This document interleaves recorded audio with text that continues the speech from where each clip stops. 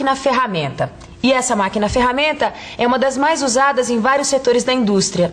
Na teleaula de hoje, a gente começa a estudar mais um processo de fabricação, o torneamento. Na teleaula de hoje, você vai entender o que é torneamento, vai conhecer o torno, vai conhecer alguns de seus acessórios e vai estudar algumas de suas operações básicas. Você vai perceber que praticamente todos os conjuntos mecânicos que você imaginar têm peças torneadas. Então, vamos lá? O torneamento é um dos processos de fabricação mais antigos na história do homem. Essa técnica que está sendo utilizada aqui é basicamente a mesma desde a antiguidade. O torneamento começou em oficinas que fabricavam peças cerâmicas, como vasos, tigelas e potes. E a base do processo usado na indústria é exatamente a mesma usada aqui. Olha só. Assim como na indústria mecânica, o torneamento mecânico consiste em ir dando forma à peça enquanto ela gira sobre seu próprio eixo. Caio e Tito, sempre que vocês estiverem fazendo um torneamento, vocês vão estar fazendo isso aí. Vocês têm uma peça que gira em torno do seu próprio eixo e uma ferramenta que vai desbastando essa peça, dando a ela a forma que vocês precisam. Agora, existem umas dicas fundamentais para que se consiga tornear uma peça. Bom, uma coisa eu tenho certeza. Aquela ponta ali que corta a peça tem que ser feita de um material mais duro do que o material da peça que vai ser cortada. É verdade. Muito bem, Caio. Essa é uma das condições para que exista a usinagem. Agora, aquilo que você chamou de ponta é uma ferramenta de corte. E é claro que ela deve ser feita com material mais duro que o material da peça. Claro. Mas, Silva, peraí, você falou em usinagem. O torneamento é uma espécie de usinagem? É sim, por isso que essa história da ferramenta de corte é muito importante. Como em qualquer processo de usinagem, o torneamento consiste na retirada progressiva do cavaco. Vejam, a ferramenta de corte tem que estar bem presa ao porta-ferramenta para que a força necessária para a retirada do cavaco possa ser feita sobre a peça. Só assim a gente tem um corte contínuo e regular. Mas, Silva, para que a retirada do cavaco aconteça, você precisa de movimento. É isso mesmo, Caio. Na verdade, você precisa de 3 movimentos. O primeiro movimento é o principal do torno. É o movimento de corte, que é o movimento rotativo realizado pela peça. O segundo movimento é o movimento de avanço, que, como o nome já indica, se refere ao deslocamento da ferramenta de corte ao longo da peça. Finalmente, aí está o movimento de penetração, que é o que determina a profundidade do corte. Nesse movimento, a ferramenta é empurrada contra a peça, regulando a profundidade do passe e a espessura do cavaco.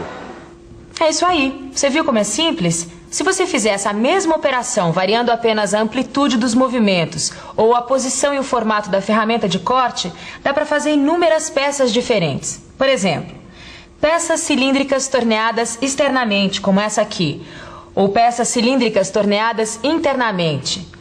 Peças com superfícies cilíndricas cônicas externas, ou como essa aqui, peças com superfícies cilíndricas cônicas internas. E ainda, peças com superfícies roscadas externas ou internas. O torno é mesmo versátil, hein? Além de todos esses tipos de peças, se a gente usar ferramentas de corte diferentes, ele pode ser usado com outras funções, como por exemplo, alargar e furar. Basta trocar a ferramenta de corte. Vamos aproveitar para conhecer de perto algumas delas? Essas ferramentas são acopladas ao porta-ferramentas e elas são responsáveis pela retirada do cavaco e às vezes até pelo acabamento da peça. Bom, existem vários tipos.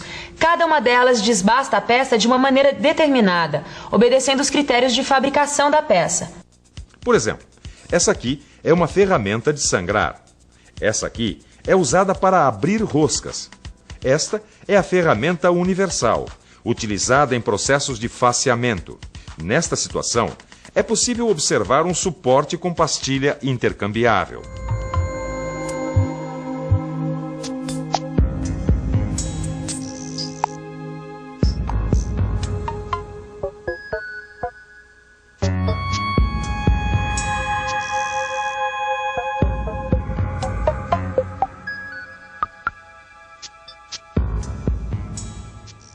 Bom, agora você já está por dentro do torneamento. Quer dizer, nós já vimos como o cavaco é retirado no torno. Conhecemos algumas peças que podem ser fabricadas nele e vimos também algumas ferramentas de corte que podem ser acopladas ao torno dependendo da operação que você vai executar. Vamos conhecer agora a estrela dessa história. Vamos conhecer melhor o torno. Este torno que eu tenho aqui na minha oficina é um torno universal. Apesar do nome, é o torno mais simples que existe. Mas para mim é o que interessa, porque eu não tenho uma produção em grande escala. Aliás, eu normalmente trabalho com peças que têm medidas especiais e por isso precisam ser feitas manualmente. E não compensa usar um torno automático para fazer apenas uma peça. Mas isso já é outra história. Vamos ao torno. Olha aí o nosso torno universal. As peças que a gente vai conhecer agora estão presentes em todos os tornos. Eles podem variar de tamanho, podem ter outros acessórios, podem ser automatizados, mas as peças vão ser sempre basicamente as mesmas. Todo torno tem um barramento. Aí está o cabeçote fixo e o cabeçote móvel. Os fusos fazem parte do sistema de deslocamento da ferramenta. A vara também. Essa peça aí é chamada de torre. Ela faz parte do conjunto responsável pela fixação da ferramenta. Fazem parte desse mesmo conjunto o carro porta-ferramenta, que pode se deslocar em vários ângulos. O carro transversal, que se desloca perpendicularmente ao eixo da máquina. E o carro principal, que se desloca longitudinalmente, ou seja, ao longo do eixo do torno. Finalmente, aí estão as manivelas e alavancas que comandam os movimentos e as velocidades da máquina. É isso aí. Todos esses itens são comuns a todos os tornos. O que varia é a capacidade de produção, o tamanho das peças, os comandos que podem ser computadorizados. Mas no fundo, os componentes são sempre os mesmos. E tudo isso para fazer o torneamento das peças. Agora, tudo isso não adianta nada se a gente não fizer uma coisinha básica antes de começar o torneamento. Prender a peça. E prender muito bem. A fixação da peça e da ferramenta são fundamentais para um bom torneamento. Olha aí, Caio, para fixar a peça a gente usa uma placa. A mais comum é a placa universal de 3 castanhas, olha lá. Deixa eu ver, Tito. Olha aí, ó. A placa, as 3 castanhas e olha só, elas são raiadas, ó. Exatamente. Ó, dá uma olhada nos degrauzinhos ali. São eles que servem para fixar a peça. Ó, vamos ver mais um pouco? Vamos lá. Com essa chave, a gente aperta as 3 castanhas simultaneamente, prendendo a peça. Isso. No caso de uma peça cilíndrica como essa, repare que a fixação é feita pelas partes raiadas que estão mais próximas do centro da placa. Mas se a peça tiver formato de anel, por exemplo, aí o que vai fazer a fixação é a parte raiada externa.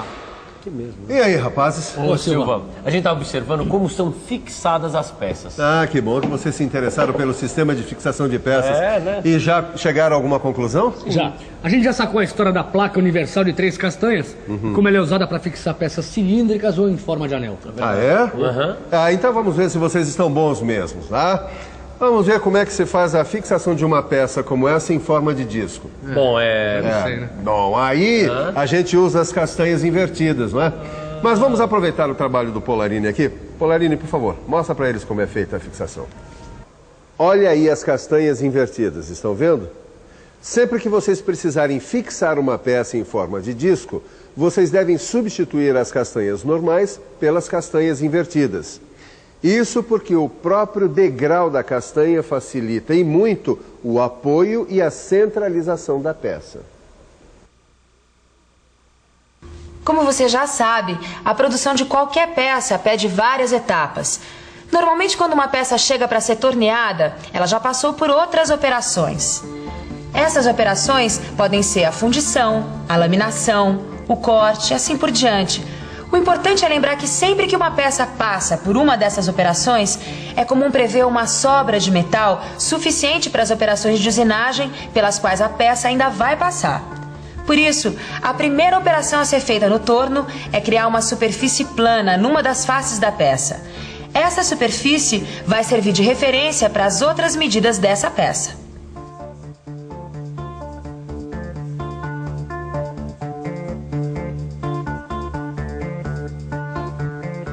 Essa operação, que é sempre a primeira coisa que a gente faz na peça que vai ser torneada, chama-se faceamento. Mas o que será exatamente esse faceamento?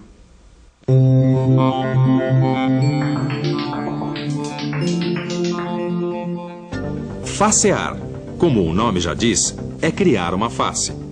Uma face plana que vai ser a referência para as medidas da peça. Vamos imaginar que a peça a ser fabricada tenha um rebaixo externo. O comprimento desse rebaixo vai ser medido a partir da face criada na operação de faceamento.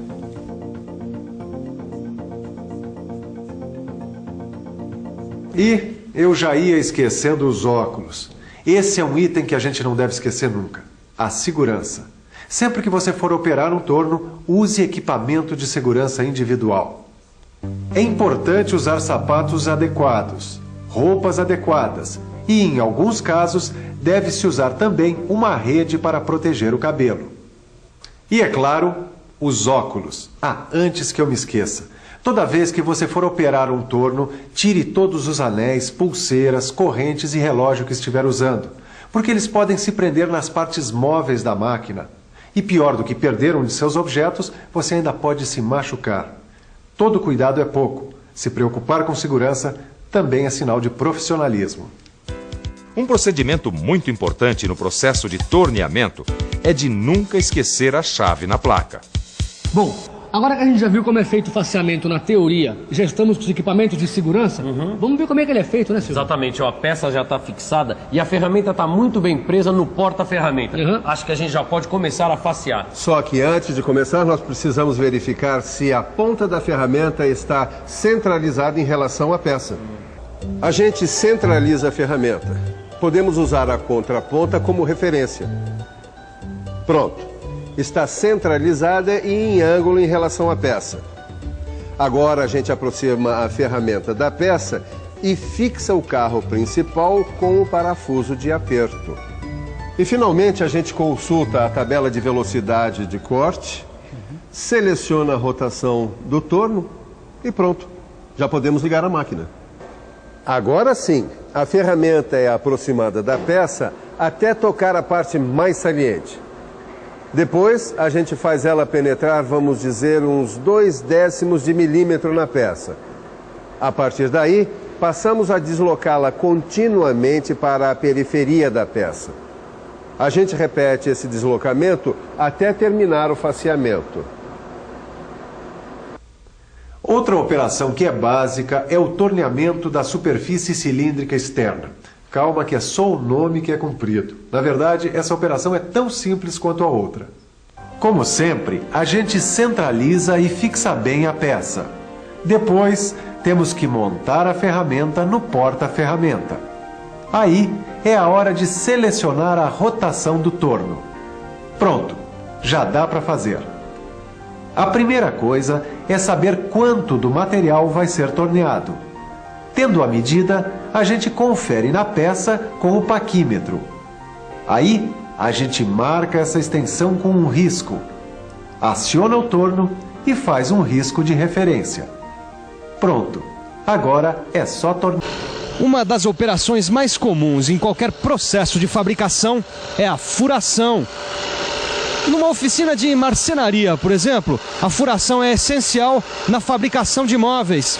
Olha só, esse equipamento que o Rodrigo está usando aí é o mais comum na hora de fazer furos. Não apenas na marcenaria, mas também na indústria, a furadeira é a máquina preferida na hora de furar qualquer material, principalmente quando este material está em forma de peças planas. Mas como é que a gente faz se a peça que precisa ser furada não é plana, é cilíndrica? Bom, aí a gente usa o torno. É isso mesmo, o torno. Na teleaula de hoje, você vai conhecer mais essa aplicação do torno.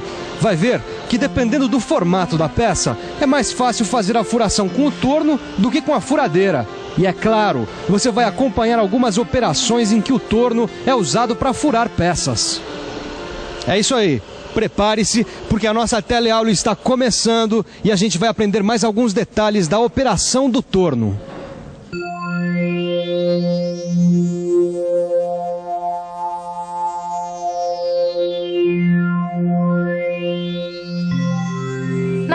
passada você viu o que é o torno e aprendeu o que é o torneamento. Hoje nós vamos conhecer uma outra aplicação do torno. Vamos ver o torno em ação furando peças. Vamos ver que ele pode ser usado para fazer furos de centro, furos cilíndricos e também para fazer uma operação conhecida como broqueamento. Jair, o profissional que você consultou estava certo. Se você precisa fazer furos em peças com esse formato, a melhor solução é usar o torno mesmo. Pois você sabe que eu pensei que era só usar a furadeira. Mas nem sempre é assim. O Jair estava precisando fazer furos em peças cilíndricas como essa aqui. Só que ele mandou as peças para uma oficina que não trabalha com torno. Aí, o profissional de lá falou para ele que usar a furadeira, nesses casos, não era o melhor. E aí, vamos fazer o serviço? Bom, se você me garante que a melhor saída é usar o torno, não é? Com certeza. Nesse caso é sim. Dá só uma olhada. Em vez da gente usar uma ferramenta de corte do torno que você já conhece, para furar a gente fixa a broca aqui, no cabeçote móvel. Lembra?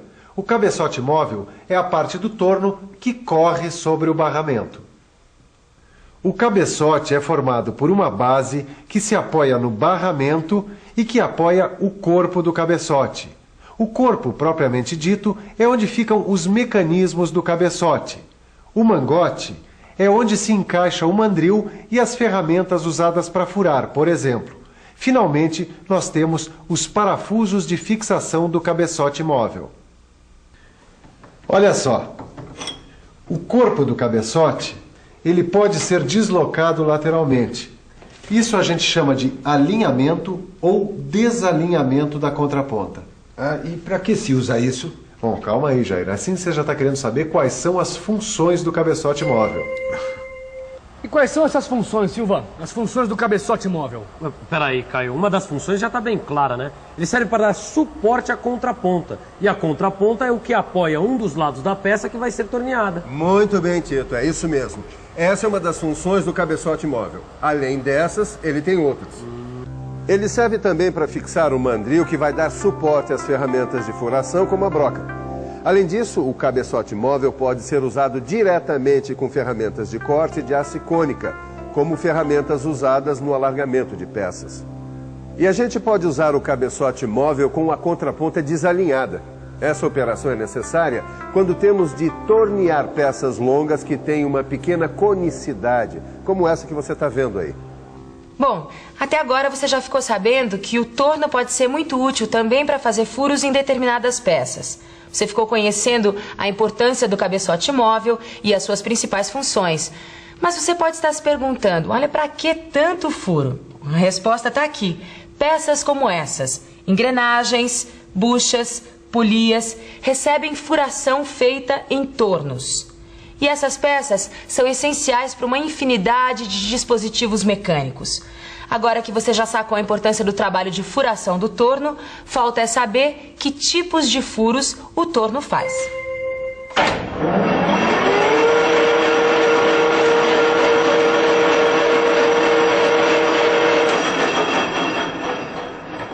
O torno pode fazer um furo simples como esse. E para que fazer um furo assim numa peça? Olha, esse furo é o chamado furo de centro.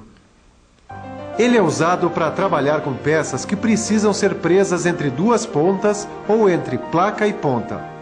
Ele também é um tipo de preparação para a gente fazer outro furo usando broca comum. Um outro tipo de furo que pode ser feito usando o torno é o furo cilíndrico. Esse é um furo que a gente faz com uma broca que vai estar montada no cabeçote móvel. Agora repare aí. Se eu trocar a ferramenta e movimentá-la paralelamente ao eixo da máquina, o resultado é um broqueamento.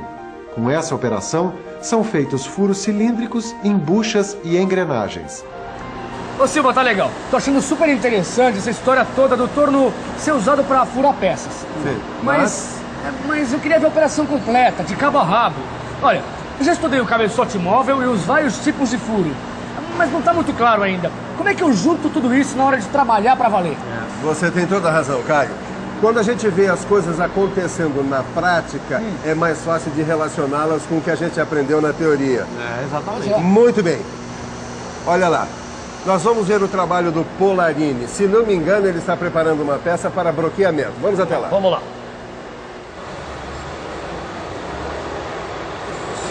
Vocês estão vendo? O Polarini está preparando uma peça para fazer broqueamento. Então nós vamos aproveitar para acompanhar, tá? Ok. Bom, essa peça já foi faceada, mas antes de fazer o broqueamento propriamente dito, ele precisa fazer um furo de centro. A primeira coisa a fazer é fixar a broca de centro no mandril. Depois ele aproxima a broca da peça. Aí já dá para fixar o cabeçote na posição correta. Olha aí, isso é fundamental. Ajustar a velocidade de rotação do torno antes de começar a trabalhar. E agora, finalmente, ele vai fazer o furo de centro. Reparem que ele aciona o volante do cabeçote bem suave e uniformemente, para fazer a broca penetrar no material da peça. E durante toda a operação, não dá para ficar sem o fluido de corte, né, Silva? É isso aí, Caio. O fluido de corte é fundamental para evitar o atrito excessivo entre a peça e a ferramenta, o que poderia comprometer o trabalho. Acabou, Silva? Só isso? Bom, se a intenção era somente fazer um furo de centro, sim. Mas como não é esse o caso, ele vai continuar preparando a peça para fazer o broqueamento. Agora ele vai trocar a broca. Aquela era específica para fazer o furo de centro. Agora ele precisa de uma broca comum para executar o furo com o diâmetro necessário para a entrada da ferramenta de broquear. Para saber o diâmetro certo, ele mede a broca com o paquímetro. Bom, aí vem a fixação da broca no mandril. Depois, então, ele escolhe a rotação da máquina, que deve ser adequada ao tipo de material e à medida da broca que está sendo usada. Ele aproxima o cabeçote e, em seguida, faz a fixação. Liga o torno e faz o furo. Sempre com a presença do fluido de corte. Por que ele está afastando a broca agora, Silva? É para facilitar a saída dos cavacos, Tito. Tá pronto agora, Silva? A gente já tem uma peça broqueada? Calma, Tito, calma. O trabalho em oficina exige paciência. São sempre várias etapas. Por enquanto, ele faceou a peça, fez um furo de centro e agora ele aumentou esse furo para a medida que ele precisava. Ele ainda não fez o broqueamento. Antes disso, ele precisa fazer o controle de profundidade do furo.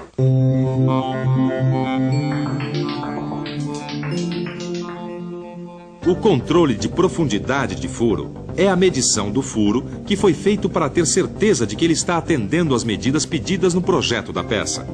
Essa medição pode ser feita com um paquímetro ou através do anel graduado do cabeçote móvel. Nesse corte, dá para ter uma noção da profundidade desse furo. Repare aí que a parte cônica, que corresponde à ponta da broca, não entra na medição. Ô, Ananias, agora o que é que falta para fazer o tal do broqueamento da peça? Antes, só para lembrar, a peça já foi faceada. Já foi feito um furo de centro que teve o seu diâmetro alargado para a ferramenta que vai fazer o broqueamento poder entrar. Bom, então agora vamos finalmente ao broqueamento. É isso aí. E é bom você lembrar que todas as etapas que nós vimos até aqui são indispensáveis para fazer uma operação de broqueamento. Bom, a primeira coisa a fazer é montar a ferramenta. É importante deixar um comprimento de ferramenta suficiente para evitar que o porta-ferramenta se choque com a peça. A ferramenta em si deve estar paralela ao eixo do torno e na altura do centro. Bem, acertadas essas coisas, podemos fixar a ferramenta. Escolhemos a rotação do torno e pronto. Começamos a tornear, fazendo um rebaixo na boca do furo. Aí, a gente para o torneamento, afasta a ferramenta e mede o diâmetro interno do furo com o paquímetro. E depois de medir, Silva, se o diâmetro da peça estiver correto, a gente pode continuar o torneamento? É isso aí, Tito. São feitos tantos passes quantos forem necessários. O importante é deixar o furo de no mínimo 0,2 de milímetro menor do que a medida final. Isso porque é preciso deixar um sobremetal que vai ser retirado no acabamento da peça. Como agora a gente vai precisar dar acabamento, a ferramenta pode ser trocada ou afiada se necessário. Bom, aí está o torneamento final. Reparem que o avanço deve ser compatível com o grau de acabamento, ou seja, um pouco menor que antes. E agora ele verifica as medidas com o paquímetro. É isso aí. Dependendo, Caio, da exatidão exigida para a peça, nós podemos usar esse medidor aqui. Um micrômetro interno, que é um instrumento de grande exatidão, maior do que o paquímetro. E nós podemos ainda testar as medidas da peça que vai ser encaixada no furo vendo se ela é realmente... Nós continuamos explorando as possibilidades de utilização dos tornos. Hoje nós vamos conhecer mais algumas operações de torneamento. São operações que torneiam superfícies cilíndricas ou cônicas em peças longas.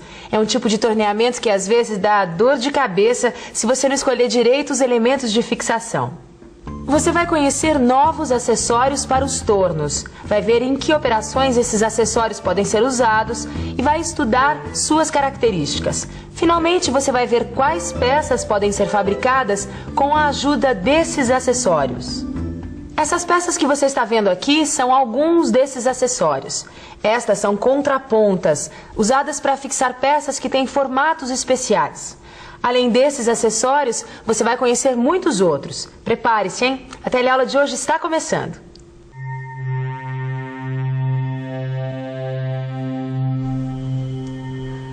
Olha aqui, Jair.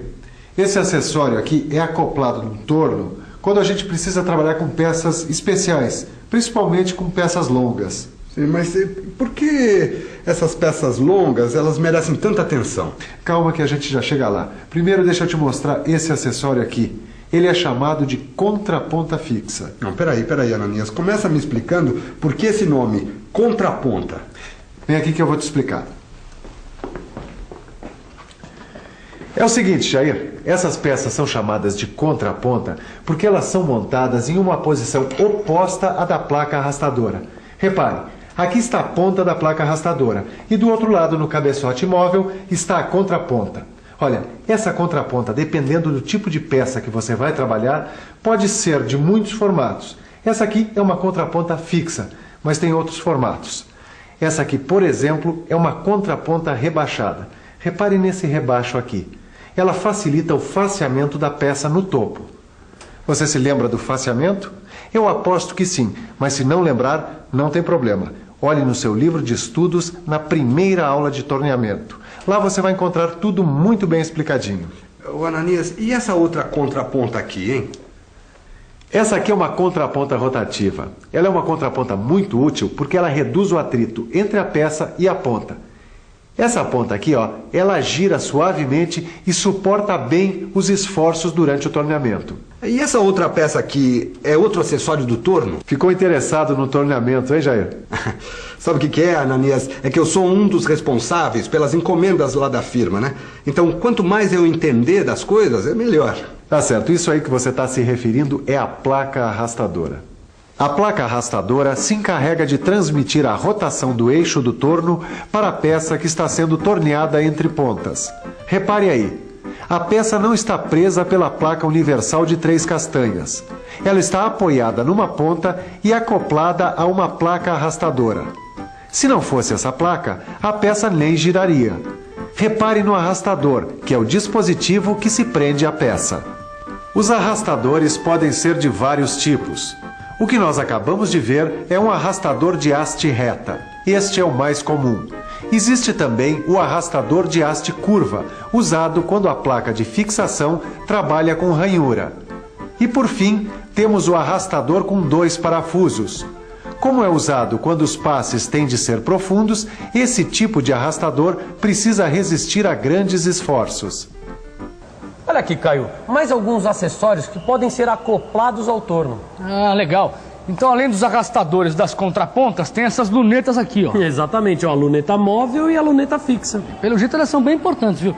Aqui tá dizendo que elas são indispensáveis se você quiser usinar uma peça com exatidão, por exemplo. É, isso mesmo. Vamos dar uma olhada melhor nessas lunetas? Vamos lá. Olha aí a luneta fixa. Ela é presa no barramento do torno e tem 3 castanhas reguláveis para a fixação das peças. E aí está uma luneta móvel. E olha só, Tito, tá dizendo aí que essa luneta normalmente tem apenas 2 castanhas de fixação.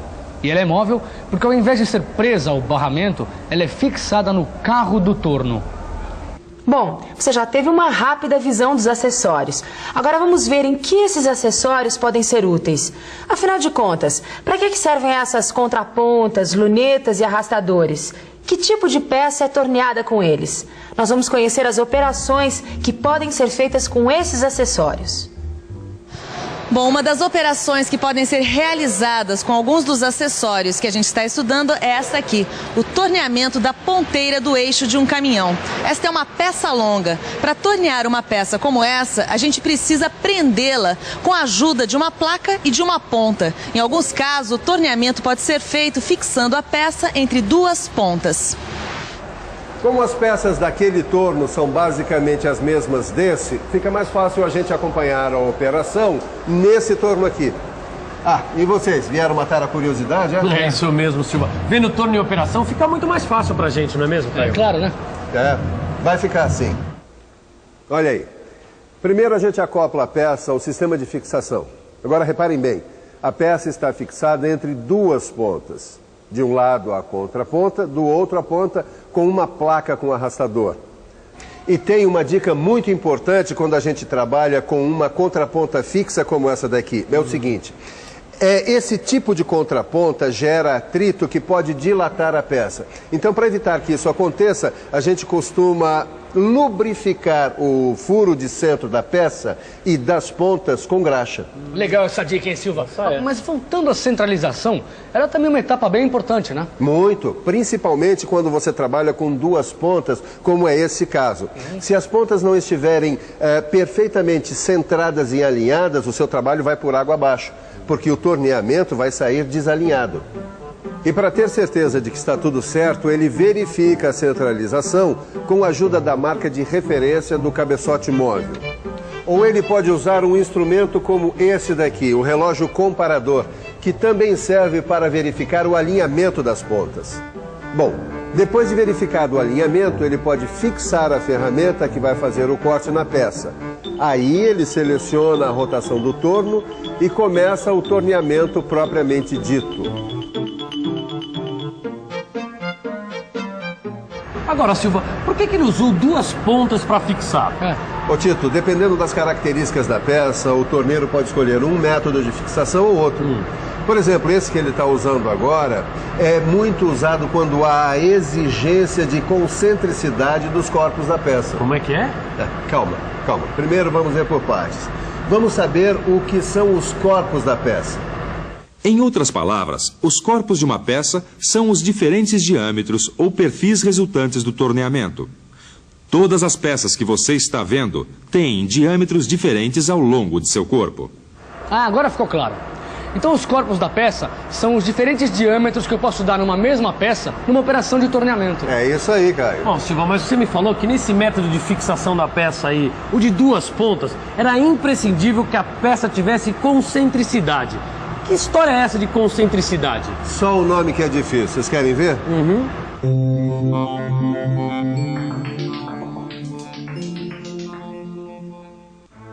A concentricidade acontece quando os diferentes corpos de uma peça estão todos alinhados. Olha aí no exemplo. Tá vendo? Todos os diferentes corpos estão obedecendo à mesma linha de centro. A gente diz que essa é uma peça concêntrica. Agora sim, hein, Caio, quando se traduz, fica muito mais fácil. Pode crer, Titão. Esse sistema de fixação entre duas pontas é usado sempre que a gente precisa tornear uma peça cujos corpos têm que ser concêntricos. Isso. Ou seja, alinhados pela linha de centro. Agora ficou fácil. Ficou mesmo. Esse método de fixação que a gente acabou de ver é usado para torneamento externo de peças de comprimento médio. Mas e quando as peças são mais longas? Ou quando o torneamento precisa ser interno e não dá para usar a contraponta porque não se tem a face com furo de centro? Como é que se faz? Bom, nesse caso é a hora e a vez das lunetas, que são acessórios como esse aqui, ó. A principal função é de apoio, para impedir que a vibração que pode aparecer nas peças longas prejudique o torneamento. Essa vibração poderia comprometer a qualidade de peças como eixos de grande comprimento, com exatidão dimensional, como é o caso desse encaixe aqui. Se não fossem as lunetas, essas peças poderiam ter o seu torneamento prejudicado pela vibração. Bom, a minha peça já está aí, fixada, prontinha para ser torneada. Ah, mas antes eu preciso colocar a luneta. Você já viu como isso é feito? Não, nunca vi. Então vamos dar uma olhada? Vamos. A primeira coisa é montar a luneta. Neste caso, a luneta é fixa. Por isso, o operador a está prendendo no barramento. Depois, o material é apoiado na luneta o mais próximo possível da superfície a ser torneada. O material a ser torneado vai se apoiar na luneta e na placa. As castanhas da luneta são ajustadas apoiando a peça. Agora vem a hora da centralização da peça. Para isso, o operador usa o relógio comparador para verificar a centralização e o alinhamento. Uma coisa importante: os pontos de contato entre a luneta e a peça que vai ser torneada têm de estar muito bem lubrificados.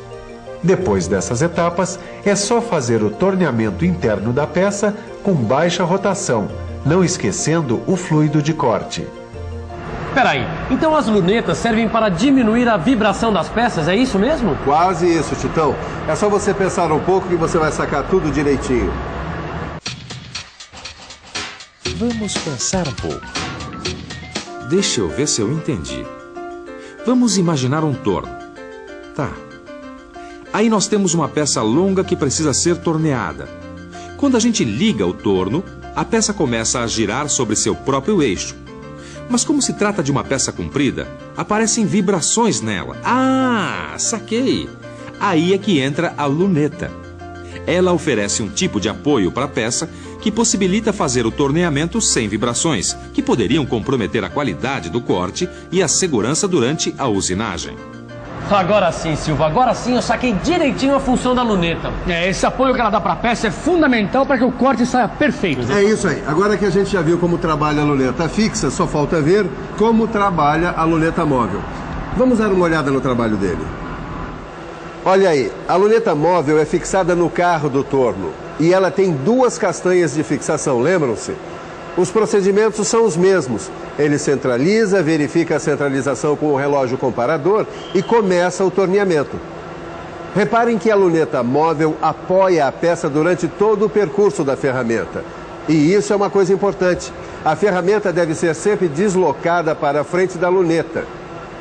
E a luneta móvel é usada para tornear os mesmos tipos de peça que a luneta fixa? Não. Ao contrário da luneta fixa, a luneta móvel serve para torneamentos externos. E uma outra característica da luneta móvel é que ela é muito usada para torneamentos em peças longas e finas. Você já sabe que peças cilíndricas como essas podem ser trabalhadas no torno. Você aprendeu quais acessórios são necessários para este tipo de torneamento e viu como ele pode ser feito. Mas e se as peças forem como essas? Tiverem a forma de cones? Cones internos, como nessa peça, e cones externos, como nessa outra. Os acessórios e as técnicas de trabalho podem ser as mesmas? É claro que não. E é justamente isso que você vai ver na teleaula de hoje.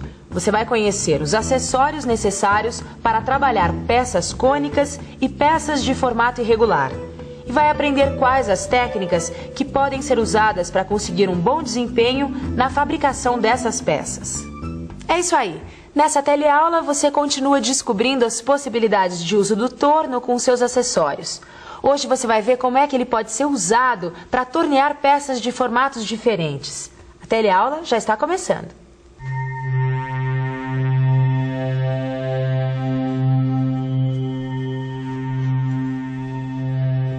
Oi, Ananias. Ô, seu Edgar, tudo bem? Bem, e você, tá bom? Tudo bem. Eu vim aqui encomendar algumas peças e vou aproveitar também para fazer um curso rapidinho de torneamento. Depois você põe tudo na conta da encomenda. Ah, que é isso, seu Edgar. É sempre um prazer eu poder ensinar para os amigos aquilo que eu sei. Além do mais, não é sempre que eu tenho companhia aqui na minha oficina. Mas aí, Ananias, me fala uma coisa. Como é que faz para uma peça ser fabricada se ela tem um formato irregular? Bom, a primeira coisa que a gente tem que saber é que para tornear peças com formatos diferentes, a gente tem que usar acessórios com formatos diferentes. Então vamos lá, vamos conhecer mais esse grupo de acessórios. Você lembra da placa universal? Ela é a placa mais comumente usada para fixar as peças no torno. As 3 castanhas agem em conjunto, fazendo um encaixe perfeito para a peça. Tá, mas isso se a peça tiver um formato regular como essa aqui. Mas se for no caso dessa aqui, que tem um formato irregular, como é que a gente faz para prendê-la no torno? Bom, aí a gente usa essa placa aqui, ó. É uma placa de castanhas independentes. Repare que, ao contrário da placa universal, aqui as castanhas são reguladas uma a uma. Isso torna possível a fixação de peças com formato irregular. E se a peça for grande, as castanhas podem até ser invertidas. Mas você sabe que algumas peças são tão irregulares que nem usando a placa de 4 castanhas resolve. Dá uma olhada nessa peça aqui, ó. Para trabalhar com uma peça dessas aqui no torno, a gente precisa usar um outro acessório, uma placa lisa com uma cantoneira, como essa aqui. Só assim a gente consegue o apoio necessário para que o torneamento da peça saia perfeito. Com esses dois acessórios dá para trabalhar praticamente todo tipo de peça. Se a gente lembrar de todos os outros que a gente já viu. Só para lembrar, a descrição de todos os outros acessórios você encontra no seu livro, nas aulas passadas de torneamento. Se você quiser conferir, é só dar uma olhadinha que está tudo lá. Edgar, queria te mostrar outra coisa. É isso aqui, ó. E para que se usa isso? Bom, isso aqui é um centro postiço. Ele serve para trabalhar peças sem face, que contêm um furo de centro, como os virabrequins de automóvel. É isso mesmo, o centro postiço é utilizado para tornear o principal eixo dos motores de automóveis, como este aqui que este mecânico está consertando. E agora dá só uma olhada aqui. Aqui está o virabrequim. Dá uma olhada nessa peça. Ela está cheia de eixos excêntricos, ou em outras palavras... Peças com eixos excêntricos. Esse é o nome dado àquelas peças cujos eixos não são alinhados, ou seja, não se posicionam no centro da peça e cujas posições são alternadas conforme ela se movimenta. Caio, eu nem imagino como é que a gente consegue trabalhar numa peça como essa num torno. Ela é toda irregular. Olha, eu acho que nesse caso nós vamos ter que usar os centros postiços. Mas eu não sei como é que se faz isso. Olha o Silva aí. Olá, rapazes. É isso mesmo, Silva. Nós vamos ter que usar centros postiços para trabalhar peças que tenham eixos excêntricos, é isso? É isso aí. Não, mas peraí, mas me mostra como faz isso na prática. Bom, então vamos aproveitar a presença do nosso operador para ver isso mais de perto. Bem, a primeira coisa a fazer é preparar os centros postiços. E isso significa alinhá-los aos vários e diferentes centros do virabrequim. Aí os discos são fixados e os furos de centro são alinhados com os munhões. Agora é a vez de ajustar o eixo de manivelas entre pontas, verificando a centralização. Olha aí, ele preenche os espaços vazios da peça com calços de madeira para evitar a flambagem. Pronto, já dá para começar a tornear. Viu só, Edgar? Não tem segredo. Sabendo usar o acessório certo... O importante é o seguinte, dependendo da peça que você for tornear, você usa um ou outro acessório no torno. Nós acabamos de ver como uma peça com eixos excêntricos pode ser torneada. Agora vamos supor que a peça tenha este formato aqui. Como é que a gente faria? Como é que a gente faria? O eixo dessa peça está deslocado. Quer dizer, o eixo da peça está deslocado em relação ao eixo do torno. É isso aí, Edgar. Para tornear uma peça como essa, nós vamos usar a placa com castanhas independentes. A primeira coisa a fazer é calcular a distância entre os dois centros da peça. Existe uma fórmula específica para fazer esse cálculo. Depois da teleaula, você dá uma olhadinha no seu livro. Por enquanto, você fica sabendo como acontece a operação. Depois de calculada a distância, a gente usa um bloco em V, como esse, para apoiar a peça, um esquadro e um graminho, um aparelho como esse, para traçar o eixo excêntrico. Bom, aí é hora de fixar a peça na placa de castanhas independentes. Para centralizar a peça, a gente usa a contraponta do torno e um esquadro. Aí, as castanhas podem ser apertadas. Como o eixo que a gente precisa tornear é desalinhado em relação ao eixo do torno, a gente precisa balancear a placa com pesos. O balanceamento está no ponto quando a gente gira a placa várias vezes e ela para em posições diferentes. Daí para frente, o procedimento é parecido com o das outras operações no torno. A gente seleciona a rotação e começa a tornear com passes finos. Nesse momento, é importante fazer uma nova verificação da centralização e do balanceamento e corrigi-los se for preciso. E o torneamento continua com tantos passes quantos forem necessários. Como você acabou de ver, conhecendo os acessórios e os procedimentos, dá para trabalhar peças difíceis como o virabrequim de um motor, por exemplo. É claro que muitas operações de torneamento dependem da experiência do operador, que precisa ter habilidade técnica para conduzir o trabalho. Agora, lembra do começo dessa teleaula? A gente falou em peças de formato irregular e em peças cônicas. Das peças irregulares você já deve estar por dentro, né? Agora é a vez das peças cônicas. Lembra? As peças podem ter formato externo cônico, como essa, ou interno, como essa. Então vamos ver como é que é feito o torneamento nesses casos. Para ficar clara essa história de peça cônica, vamos usar um exemplo de um lápis e de um apontador. Quando a gente diz que torneia uma peça de formato externo cônico, é mais ou menos isso que a gente está fazendo. Imagina só que o lápis é a peça e que a lâmina do apontador é a ferramenta de corte do torno. E aí o que acontece? A peça gira e a ferramenta vai cortando. E aí, pronto, temos uma peça de formato cônico. Vamos ver agora um outro exemplo, uma peça de formato interno cônico, que no nosso exemplo aqui vai ser essa tampa de caneta. Aí, a peça cônica, neste caso, é a ponta do corpo dessa caneta, que vai se encaixar direitinho nesta peça de formato interno cônico. Viu só? Se você for tornear uma peça de formato externo cônico, você vai usar uma ferramenta de corte como essas, de desbaste. Se a peça tiver formato interno cônico, a ferramenta será como essas, de broqueamento. Existem 3 técnicas de torneamento de peças cônicas: o torneamento com inclinação carro superior, o torneamento com desalinhamento da contraponta e o torneamento que usa o aparelho conificador. Vamos dar uma olhada em algumas dessas técnicas? Olha aí, Tito. Para tornear peças cônicas de pequeno comprimento, a gente pode usar a técnica de inclinação do carro superior. É isso aí, Caio. O operador inclina o carro superior ou porta a ferramenta e posiciona a ferramenta bem na altura do centro da peça. Aí, ele posiciona o carro principal. O importante aí é garantir que o curso do carro porta-ferramenta seja suficiente para fazer o cone no comprimento que a gente precisa. Feito isso, é só fixar o carro principal. Mas é bom não esquecer, antes de começar a tornear, é preciso acertar a rotação do torno. Aí, é ligar a máquina e tornear, girando lentamente a manivela do carro superior. Essa inclinação do carro superior que a gente acaba de ver depende, é claro, do projeto da peça. Agora, depois do torneamento, para verificar as medidas da peça, a gente usa um calibrador cônico como esse aqui, ó.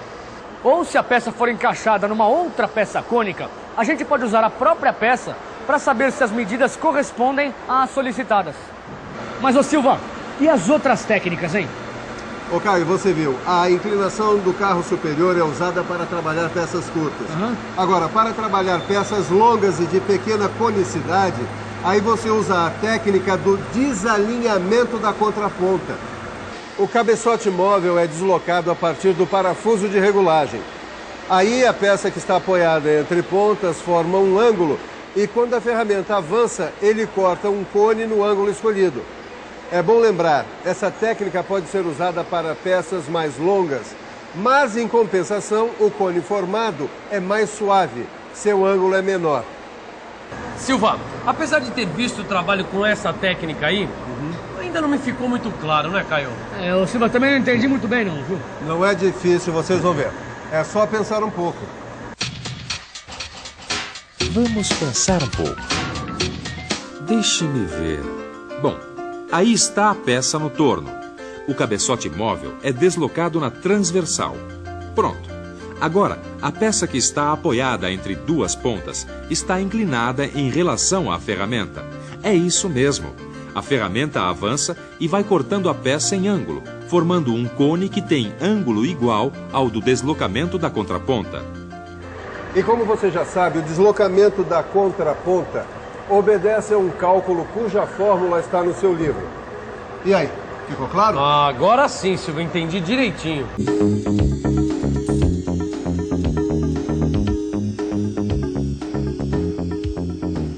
São inúmeras as aplicações do torno no universo da indústria metalmecânica. Repara só numa coisa. Olha a superfície desse parafuso aqui.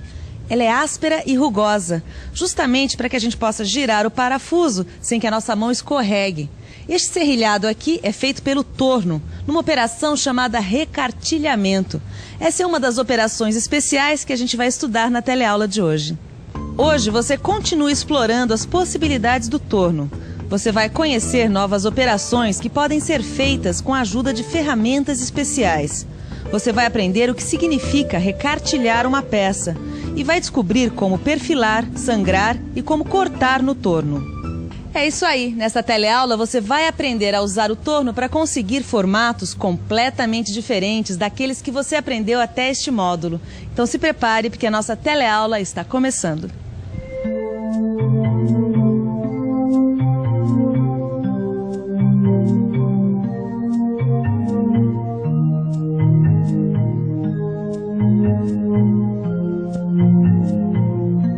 Até agora, nesse módulo de torneamento, você aprendeu a fazer vários formatos de peças. Só que até agora as diferenças no torneamento de uma e de outra peça ficavam por conta da posição dos elementos do torno ou dos diferentes acessórios de fixação da peça. Pois hoje nós vamos descobrir que tipo de peça a gente consegue mudando a ferramenta de corte. O que você acha? Que tipo de peça a gente consegue usando uma ferramenta como essa ou então como essa aqui? Vamos descobrir? Bom, essa ferramenta aqui eu sei que serve para recartilhar peças. Aliás, é esse o nome dela, recartilha. Ela é uma ferramenta especial que a gente pode usar no torno para conseguir superfícies serrilhadas, como a do parafuso do alicate de pressão que você viu ainda há pouco. Ela é uma ferramenta especial, porém muito simples. Olha só. As recartilhas são roletes de aço. Repare nas estrias que eles têm. Pois então, durante o recartilhamento, essas estrias penetram no material e deixam ele todo marcado. Dependendo do tipo de peça, a recartilha pode imprimir sulcos paralelos ou sulcos cruzados. É claro que se você precisar de um recartilhamento paralelo ou cruzado, a ferramenta vai ter de ter roletes paralelos ou cruzados. Dá só uma olhada aqui. Viu só como a orientação das estrias varia? Pois então, essa mesma variação pode ser impressa sobre o material que está sendo recartilhado. Pois é, na verdade, a ideia que está por trás da recartilha é muito simples. Teoricamente, é mais ou menos parecido com o que acontece aqui nesse restaurante quando o cozinheiro abre a massa. Severino, por favor, dá para você abrir essa massa, por favor, para a gente dar uma olhada? O rolo passa pela massa, imprimindo nela sua superfície. Como o rolo tem uma superfície lisa, a massa fica lisinha. Bom, agora vamos ver o que acontece quando o cozinheiro utiliza este rolo aqui que a gente estragou de propósito. Por favor, Severino. Olha aí, as irregularidades da superfície do rolo foram impressas na massa. É mais ou menos isso que acontece no recartilhamento. Você tem uma recartilha que vai imprimir no material as formas que estão na sua superfície. É claro que no caso da recartilha, essas formas não são irregulares, são estrias que vão criar uma superfície serrilhada na peça. Não, essa é boa. Eu venho aprender torneamento e essa história acaba em pizza. Ah, pode com isso. Embora sejam coisas distintas, o raciocínio até que serve. Olha, essa história de recartilhamento eu aprendi direitinho. Mas esse assunto de pizza me deu uma fome. Mas você vai ter que se segurar até o horário do almoço. Mesmo porque antes a gente vai ter que aprender os procedimentos para o recartilhamento. É isso aí, Silva. Vamos ver como é que esse tipo de operação é feita bem de perto. Só que é muito importante lembrar de uma coisa, Caio. O trecho da peça que vai ser recartilhado precisa ser torneado para ficar liso e com um diâmetro menor do que o diâmetro final que a gente quer. Mas espera aí, você quer dizer um diâmetro um pouco maior do que o diâmetro da peça final, é isso? Não, Tito, eu quis dizer um diâmetro menor mesmo. É que no recartilhamento, quando as estrias penetram no material, ele sofre uma deformação que aumenta um pouco o seu diâmetro. A medida do diâmetro a tornear depende do passo das estrias da recartilha. Pois muito bem, para determinar o passo, a gente consulta uma tabela de proporções. E essa tabela leva em consideração o diâmetro e o material da peça, a largura e o tipo do recartilhado. Aí é só diminuir do diâmetro recartilhado um valor igual à metade do passo. Mas afinal, Silva, a gente vai ou não vai ver como é que é feito esse tal de recartilhamento? A operação começa com a fixação da recartilha no porta-ferramenta. Essa é a maneira mais comum de se trabalhar com a recartilha.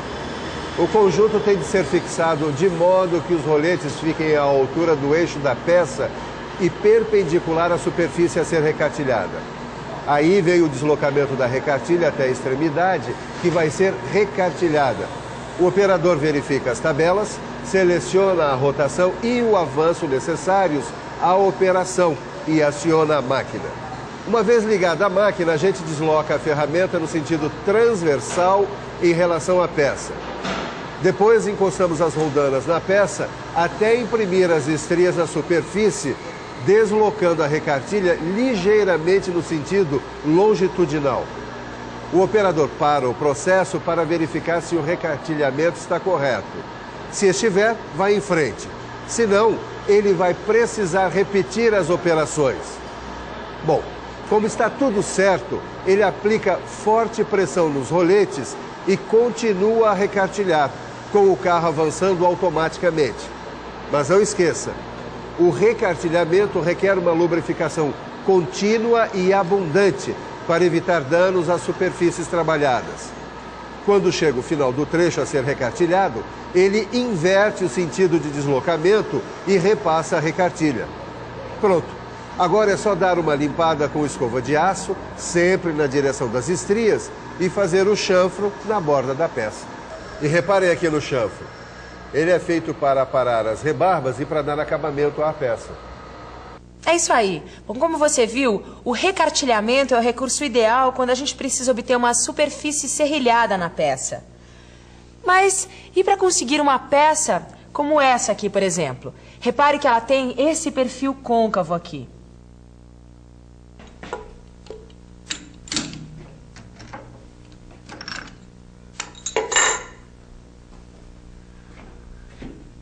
Para a gente fazer uma peça com uma concavidade como essa, a gente usa o torno numa operação especial chamada perfilação. Mas afinal de contas, o que significa perfilar uma peça? Agora complicou. Mas é só pensar um pouco. Vamos pensar um pouco. Vamos ver agora. Aí está a peça esperando para ser torneada. Nesse caso, para ser perfilada. Vamos ver o que acontece. A ferramenta se aproxima e começa a desbastar a peça. Depois de algum tempo... É isso, agora eu entendi. Depois da operação, a peça ficou com o mesmo perfil da ferramenta que fez o desbaste. É isso aí. Essa operação exige muita habilidade por parte do operador. E é também uma operação lenta. Quer dizer, é uma operação mais indicada para se produzir peças especiais em um número limitado, que é exatamente o que eu estou fazendo aqui, depois de ter recebido uma encomenda para produzir uns eixos especiais. Ah, outra coisa muito importante que você não deve esquecer. A aresta de corte da ferramenta não deve ser muito grande. Isso para evitar trepidação durante a operação, evitando assim danos à peça e às ferramentas. E por falar em ferramentas, para poder produzir diferentes tipos de perfis, é necessário ter ferramentas com vários formatos. Dá uma olhada em algumas delas. Aí já temos uma peça montada para ser perfilada com movimento bimanual. Ela deve estar desbastada e alisada.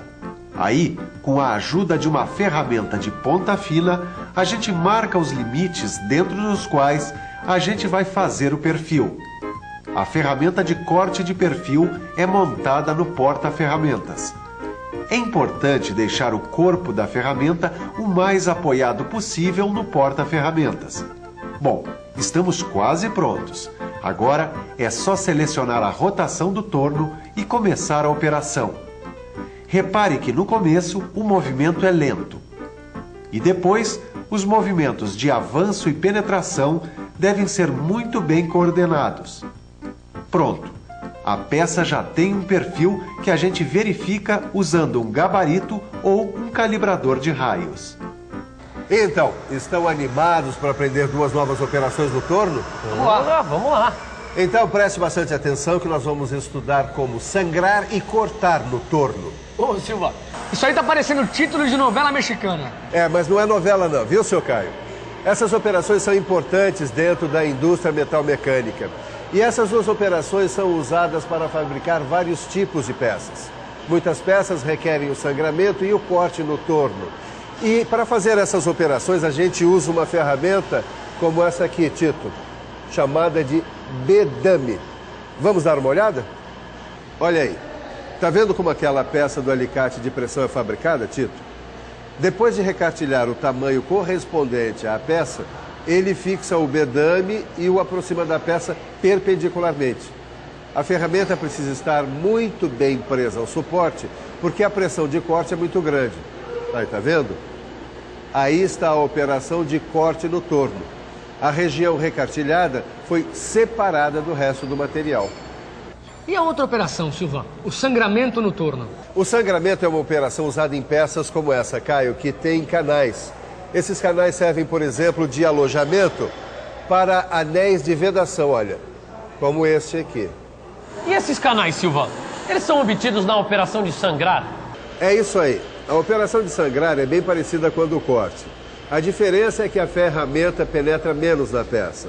Assim não acontece o corte, apenas o sangramento da peça, formando os canais que a gente viu. Eu tenho certeza de que vocês já sabem, mas nunca é demais repetir, não é mesmo? Depois do torneamento, as medidas do canal devem ser verificadas com um instrumento como esse, o paquímetro.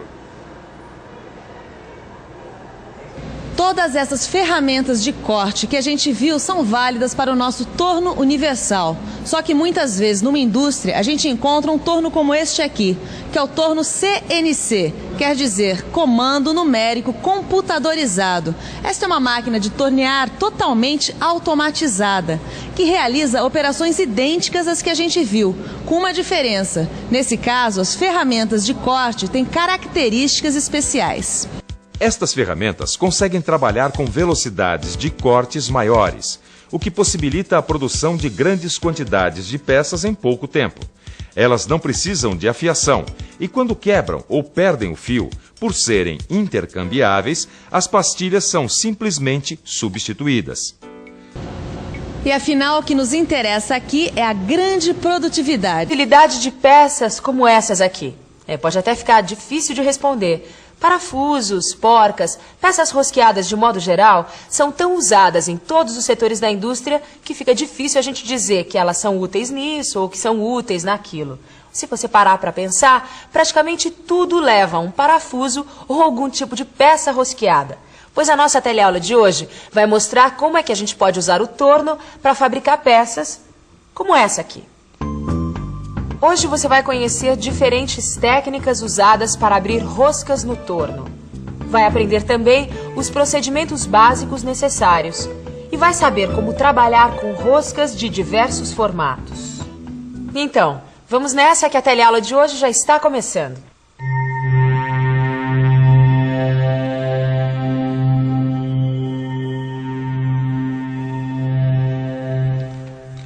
Para se fazer roscas com o torno, a primeira coisa que a gente precisa saber é que existem dois métodos diferentes.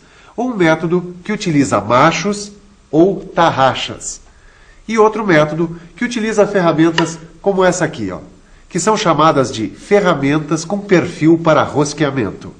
A técnica de rosqueamento com tarraxas é usada para abrir roscas externas, como nesse caso. Já os machos são usados para abrir roscas internas. Tanto os machos como as tarraxas são fixados aqui, no cabeçote móvel. E essa fixação pode ser feita diretamente no cabeçote móvel ou você pode usar uma peça como essa aqui, um mandril. Aí nós temos outra técnica. Nesse caso, a gente está usando a ferramenta de corte, lembra? Ela é fixada no porta-ferramenta do torno. Essa técnica é usada quando a gente precisa abrir roscas maiores. É claro que existem vários tipos de rosca, e é o perfil da rosca que você vai fabricar que vai determinar a ferramenta que você precisa usar. E aí, Tito, você percebeu a diferença entre as duas técnicas? Isso ficou bem claro, Caio. Bom, na técnica que a gente usa os machos e as tarraxas, a gente usa o cabeçote móvel. Agora, na de ferramenta de gume, a gente usa o porta-ferramenta. Isso está super claro. Mas tem um detalhe aqui que a gente precisa prestar muita atenção, olha só. Diferentes tipos de penetração? Exatamente, tem a penetração oblíqua e a penetração perpendicular. Agora, será que essa diferença entre elas tem alguma importância? Olha, alguma importância deve ter. E você, sabe qual é a diferença entre penetração oblíqua e penetração perpendicular?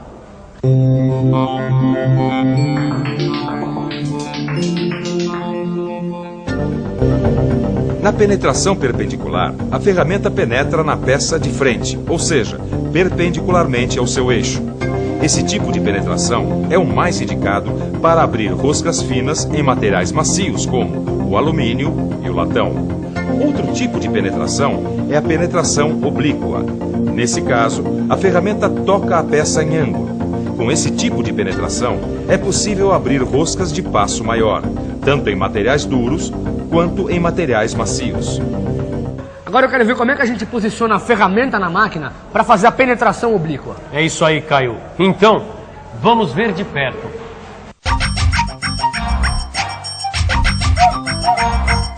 Inclina-se o carro superior metade do ângulo do perfil da rosca.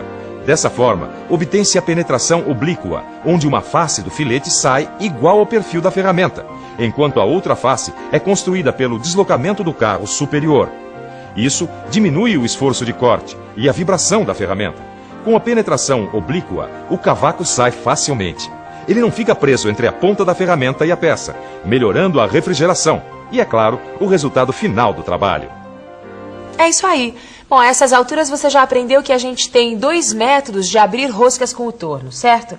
O método das tarraxas e dos machos e o método que usa ferramentas de perfil para roscamento. E você viu que essas ferramentas podem ter uma penetração perpendicular ou oblíqua, depende do tipo de rosca que você precisar abrir e do material que você estiver trabalhando. Isso que você acabou de aprender é a base para abrir roscas usando o torno. Agora, como você já sabe, existem diferentes tipos de rosca. Vamos ver quais são esses tipos?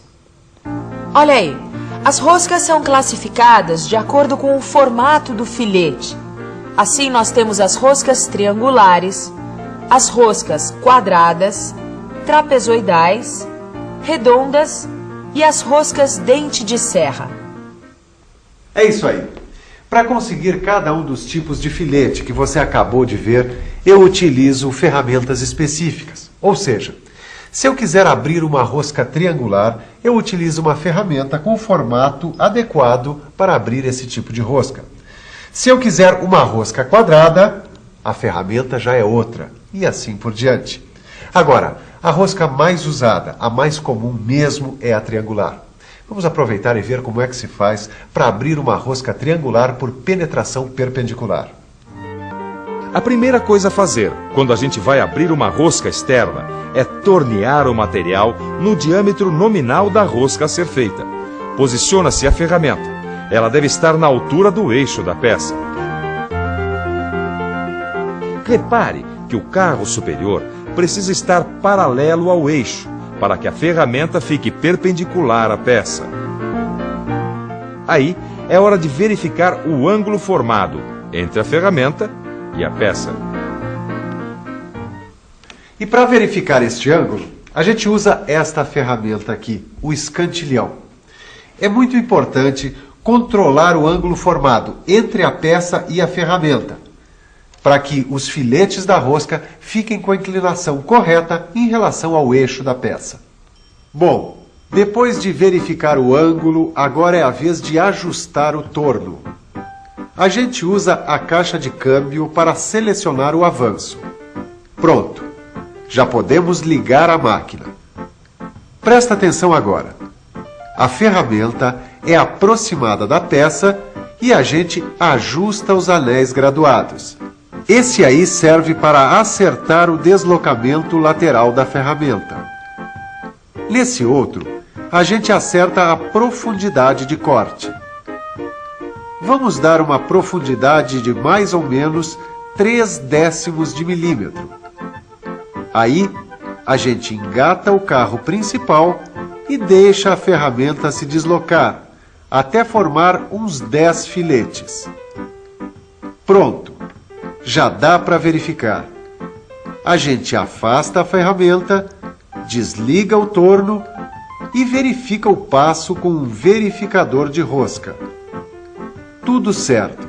Voltamos ao ponto inicial de corte. Para isso, a gente deixa o carro principal engatado e inverte o sentido de rotação do motor. A gente dá novos passes, controlando a profundidade com o anel graduado, até que faltem alguns décimos de milímetros para a medida desejada. Agora é a hora do ajuste fino.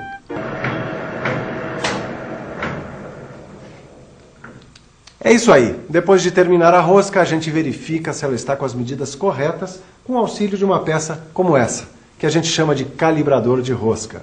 Ele vai nos dizer se a rosca está dentro das medidas do projeto ou não. Lembre-se que ele deve encaixar justo, mas não forçado. E aí, se a rosca não estiver perfeita, o jeito é fazer um novo ajuste fino. Com uma velocidade mais baixa, a gente passa novamente a ferramenta até conseguir as medidas necessárias. Que beleza, hein, Tito? Agora a gente já sabe como abrir uma rosca. Uma rosca triangular com penetração perpendicular. Agora, se eu quiser abrir essa mesma rosca usando uma penetração oblíqua, será que vai mudar muito? Vamos pensar um pouco? Vamos pensar um pouco. Será que mudam muito os procedimentos? Acho que não. Na verdade, não muda nada. Os procedimentos para abrir a rosca triangular por penetração perpendicular e por penetração oblíqua são basicamente os mesmos. Repare que o eixo da ferramenta permanece perpendicular ao eixo da peça, igualzinho na rosca por penetração oblíqua. Mas espera aí, então é tudo igual? Não, olha só. Repare no deslocamento da ferramenta. Sacou? A parte cortante da ferramenta se desloca paralelamente a um dos flancos do filete. Repare que a aresta e o bico da ferramenta atacam o material. Daí, essa é a diferença. É o deslocamento da ferramenta que é diferente. E esse deslocamento a gente consegue inclinando o carro superior do porta-ferramentas. Essa inclinação varia de acordo com os ângulos das roscas que você tiver que abrir. É isso. Bom, Tito, agora eu já sei como abrir uma rosca usando o torno. Certo, caiu uma rosca triangular, né? Isso eu sei, Tito.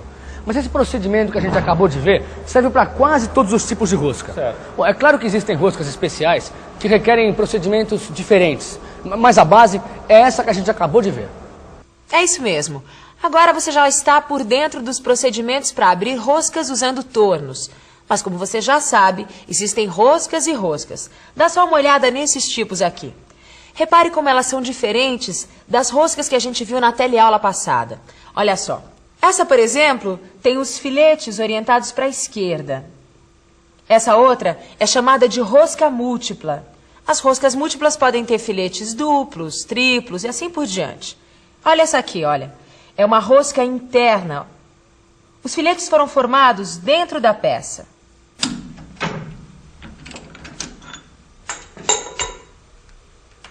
Talvez você não tenha percebido, mas eu acabei de fazer uma dessas roscas diferentes. É que eu recebi uma encomenda de roscas à esquerda e essa foi a última. Não deu nem para você ver a preparação do torno. Também não precisava, né? Porque não muda nada. Quer dizer, quase nada.